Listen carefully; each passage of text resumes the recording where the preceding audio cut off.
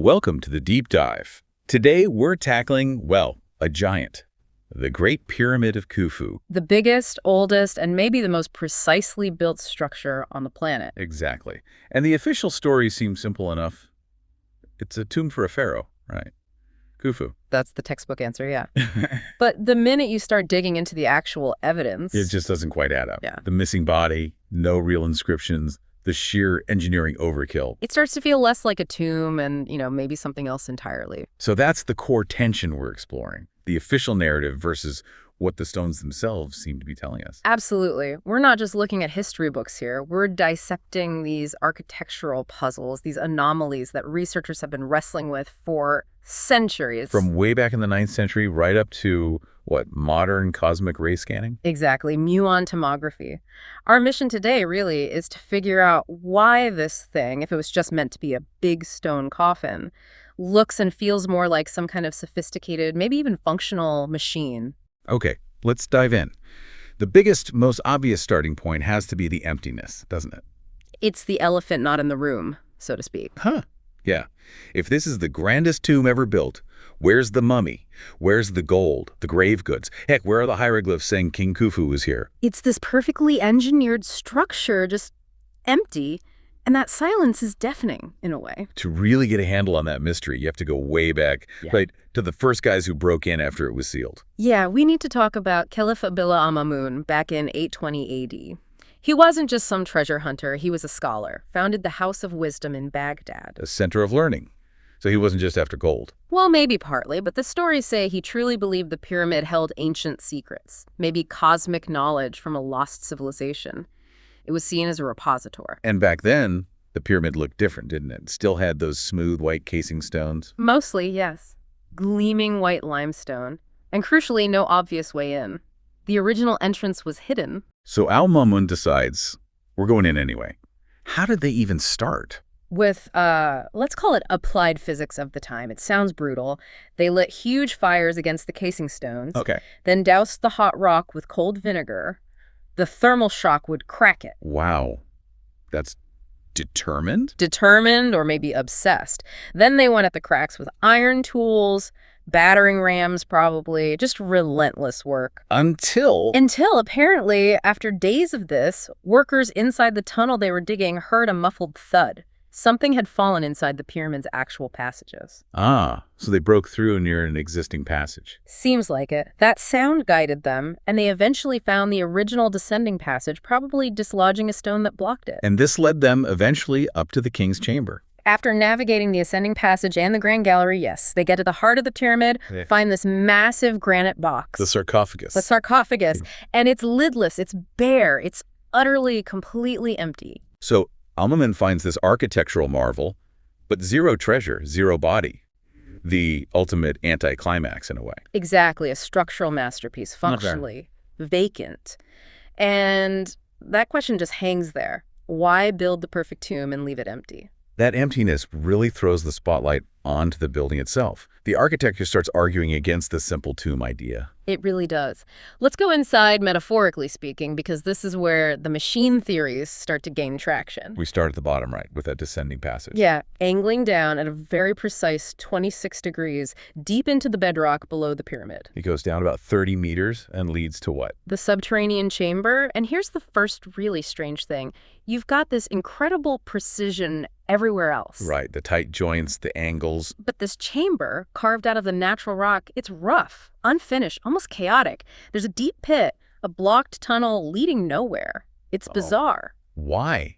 Why the contrast? If they could build perfection above, why leave the foundation so messy? Well, the standard explanation is, maybe they changed the plans, started building down there, then decided to put the main chambers higher up and just abandoned it. Okay, plausible. But the machine theory people see it differently. Completely differently. They'd argue it wasn't abandoned or chaotic by mistake. It was designed that way. Designed? How? To do what? Perhaps as some kind of acoustic space, maybe a resonator designed to capture or even organize the Earth's natural vibrations, the ground frequencies. So the roughness wouldn't be a mistake, it would be functional, like sound baffling. Could be. scattering certain frequencies, focusing others, maybe preparing that energy for what comes next, higher up in the structure. Okay, so if the bottom is capturing the vibrations, Then the structure above needs to amplify or channel them. And right above, hidden in the ceiling of the descending passage, you find the start of the ascending passage. also at that same 26-degree angle. Exactly the same. Precision again.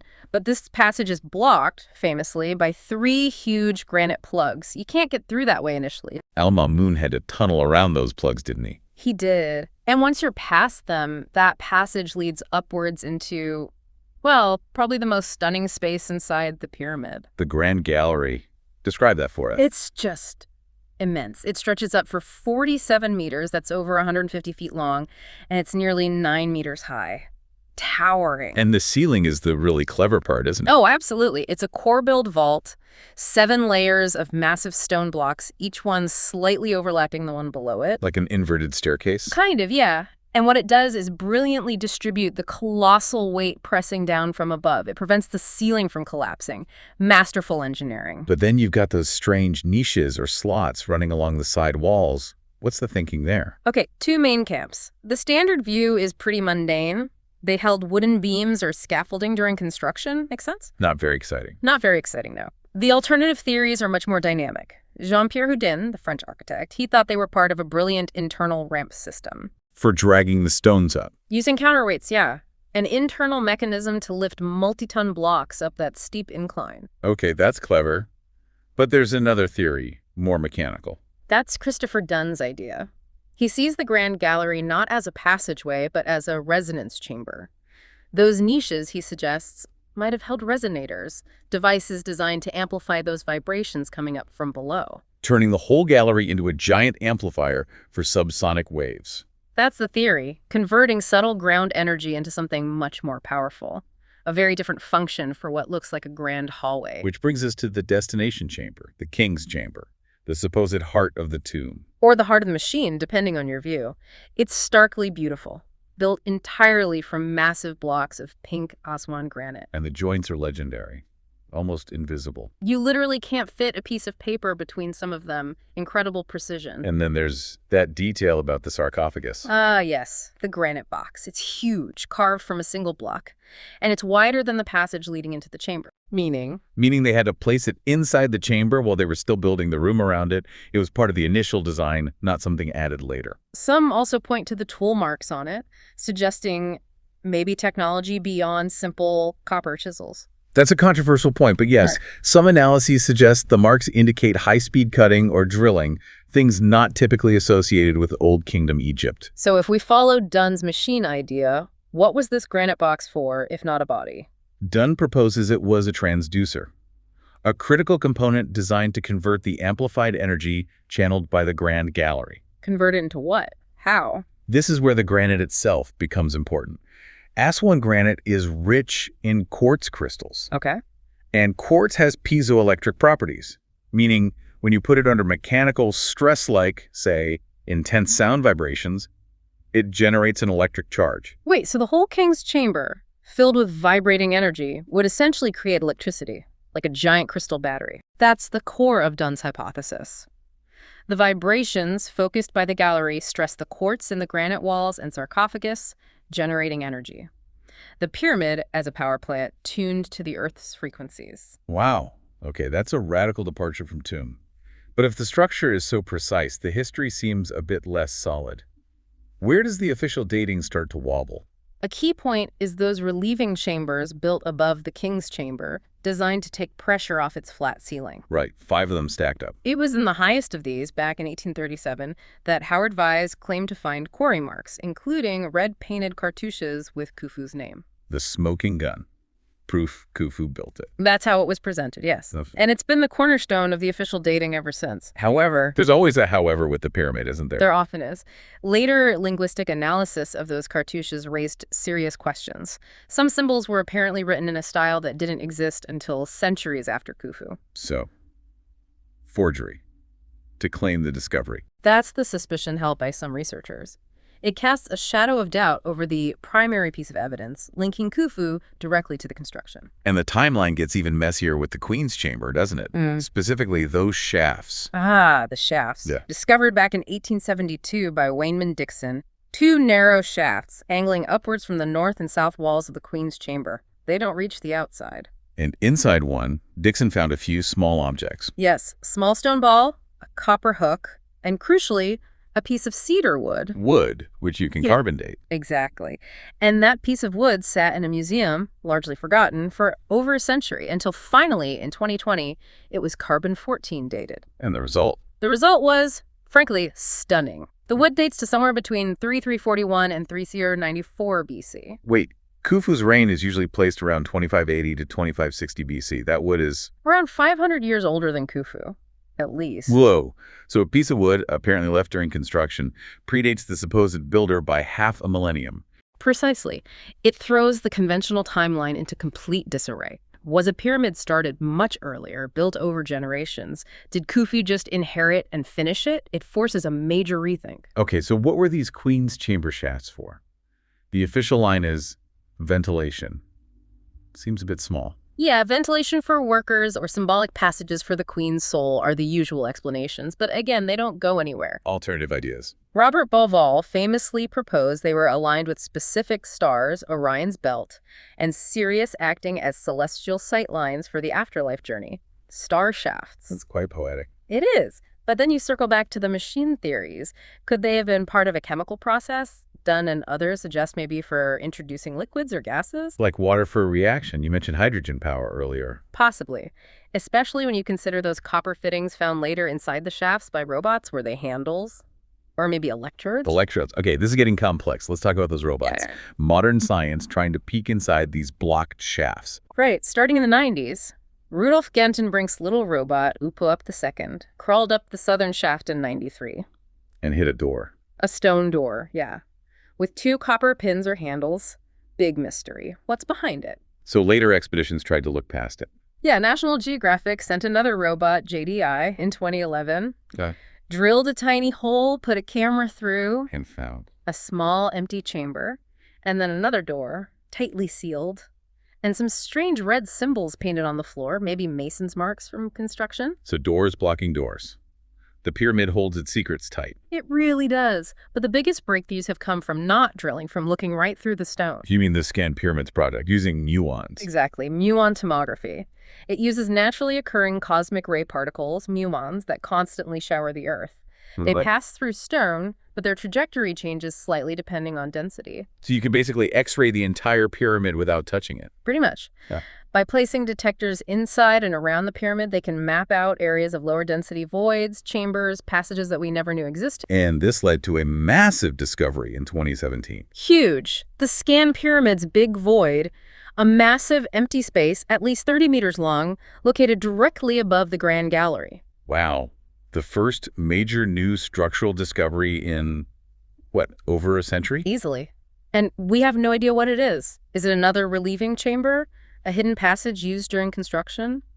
Could it be the real hidden burial chamber everyone's looked for? Still unknown. And they found another one more recently too, didn't they? Yes, in 2023, a smaller 9-meter-long corridor located behind the main entrance on the north face, near where Al-Mamun broke in.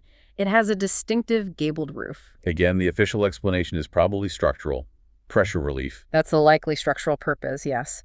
But its discovery again reinforces this image of the pyramid not as a solid mass, but as a complex, layered structure with internal systems we're only just beginning to glimpse. The why remains elusive. Okay, let's try and pull some threads together. We need to bust a big myth first. Yeah. The idea of slaves building the pyramids. Oh, absolutely. That image is largely thanks to Hollywood, not archaeology. The evidence paints a very different picture. Tell us about the workers' city. The discovery of Hayt al-Ghurab near Giza. It's a planned city, clearly built to house the thousands of skilled workers who constructed the pyramids. And the finds there. We find evidence of bakeries, fisheries, dormitories. We find animal bones showing they ate a protein-rich diet, lots of beef, which was a luxury. We even find evidence of advanced medical care, like healed bone fractures. So these were valued professionals, not slaves driven by whips. Definitely. They were organized into crews or files with proud names like the Drunkards of Menkar or Friends of Khufu. This was a national project, mobilizing the country's best craftsmen and laborers. And we even know how they got the stones there. The logistics were incredible. Yes, the discovery of the Diary of Merer, a papyrus logbook from Khufu's reign, was revolutionary. It details how limestone casing stones were quarried at Tura, Across the Nile. loaded onto boats, and transported across the river and then through purpose-built canals right to the foot of the Giza Plateau. Highly organized state-level logistics. Okay, so we have this image of a highly capable, organized civilization, master engineers, dedicated workers. Who build this absolute masterpiece of precision.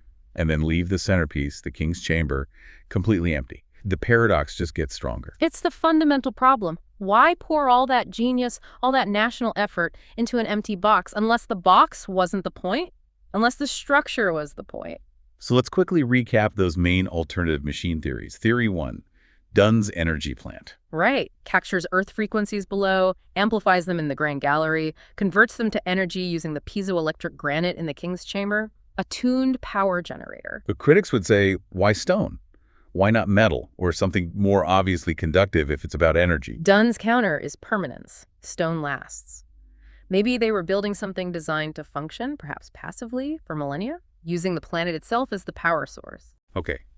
Theory 2, the hydraulic ram pump. This suggests the internal passages, maybe including the shafts, were designed to use the pressure of Nile floodwaters brought in via canals to pump water up high, perhaps for irrigation or other uses on the plateau. A giant water-powered machine. Functional utilitarian. Makes a kind of sense.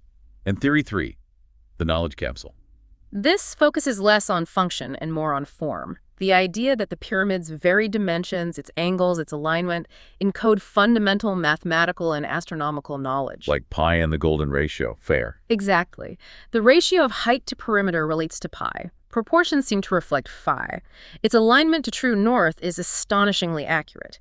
It's seen as a message carved in stone, intended to survive any cataclysm and transmit knowledge across epochs. A silent stone library holding cosmic or scientific secrets. That's the idea. Each theory tries to explain the anomalies the simple tomb theory can't account for. So where does that leave us? It leaves us with a profound paradox, really. The Great Pyramid stubbornly refuses to be just a tomb. Its internal complexity, the precision, the strange emptiness, that shocking C14 deep from the shaft, it all pushes back. We know it's an engineering marvel, maybe the greatest of the ancient world. Unquestionably. But we still can't definitively say what it was engineered for. And modern science, like the Scan Pyramids project, finding those voids just adds more layers of mystery, doesn't it? More questions. Every discovery seems to deepen the enigma rather than solve it. So perhaps a final thought to leave everyone with. If the pyramid was designed as some kind of message in stone, encoding knowledge for the distant future, what profound secret, what scientific or maybe even cosmic insight could be locked into its very geometry, its core design, that even our most advanced technology, like muon scanning, hasn't quite managed to decipher yet? What are we still missing? That's the question that keeps drawing us back to Giza.